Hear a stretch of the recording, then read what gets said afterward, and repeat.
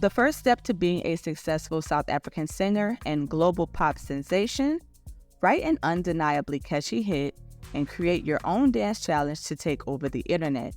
The second step: remind everyone why you're that girl, whether it means acting like a diva, curving a popular streamer, or asking someone else to hold your award. And as we can see, Tyla is checking all of those boxes. But there's something about her that I'm noticing, and we should talk about it. But first, welcome to the channel. Hey, hi, Wazam with it, I'm C, and I do rap and pop culture commentary. So if you're into that, subscribe and hit the like button. Now, is it just me, or is everyone acting like they ain't never seen a pretty girl from Joburg now that it's what they prefer? One thing that's a bit funny about this slow-rolling Tyla hate train that I see forming is that from the very start, Tyla has always exuded this pretty pop star type confidence, even before the awards and accolades, interviews, and her massive song Water blowing up. When you go back and see how Tyla has become popular, at least the way I found out about her, it's been through cute little TikToks and dance challenges. I remember scrolling through YouTube, not even knowing who Tyla was, and so many of her reposted TikToks on her own account were being suggested to me through YouTube Shorts, a social media tactic by her team, or just my algorithm. I guess we'll never know. Tyla winning the MTV Music Video Award for Best Afrobeats Video was the least bit surprising to me.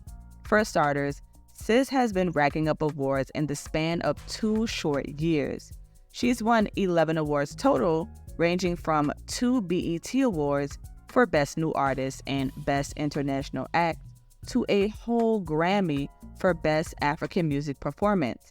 And this is the first time that this Grammy Award was even presented, so let that sink in. One thing about that water, you can't escape it.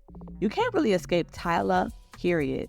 From popping up at the Met Gala in a sand dress by Balmain to be the opening act for Chris Brown's Under the Influence tour. I feel like we've moved from the Tyla is an industry plant allegations to Tyla just thinks she's too much. Because now that we know that she's likely not going anywhere anytime soon, it's time to start wearing her down to see if she's really built for this. And I can admit that Tyla has had the perfect on-screen demeanor that really makes you want to root for her. She's a pretty, pocket-sized pop star, far too close to being a triple threat. The singing and dancing is on point. All that she's really missing is the acting element, and then she'll be next level. She seems soft-spoken and like a nice girl, really.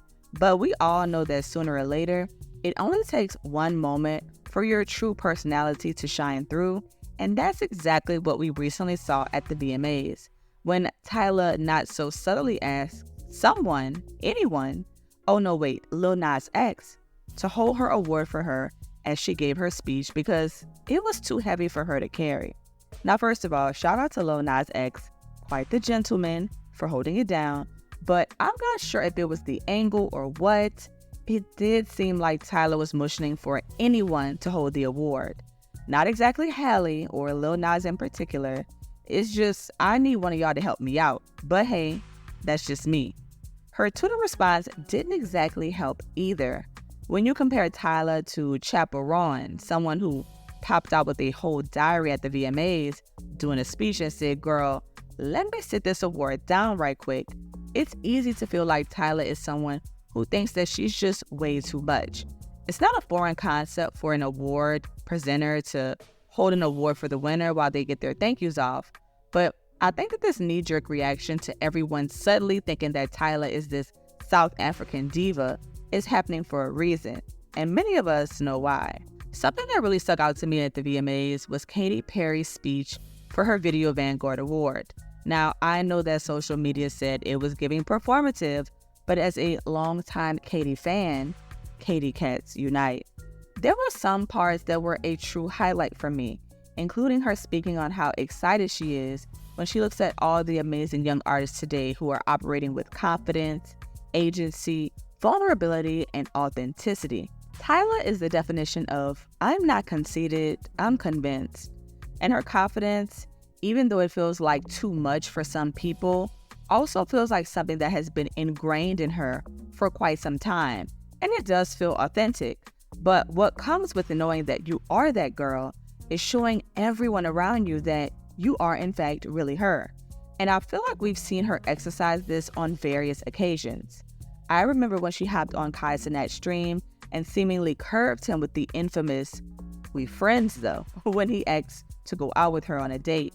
Now, who's to say if this was something orchestrated by her team? If anything, her career seems so perfectly tailored that I wouldn't put it past them. But even her curve was nice, short, and sweet, until she turned around and used that exact quote from stream to promote her new music video with her new boo. And this is why there are no coincidences in the entertainment industry to me. Everything feels like it's planned accordingly.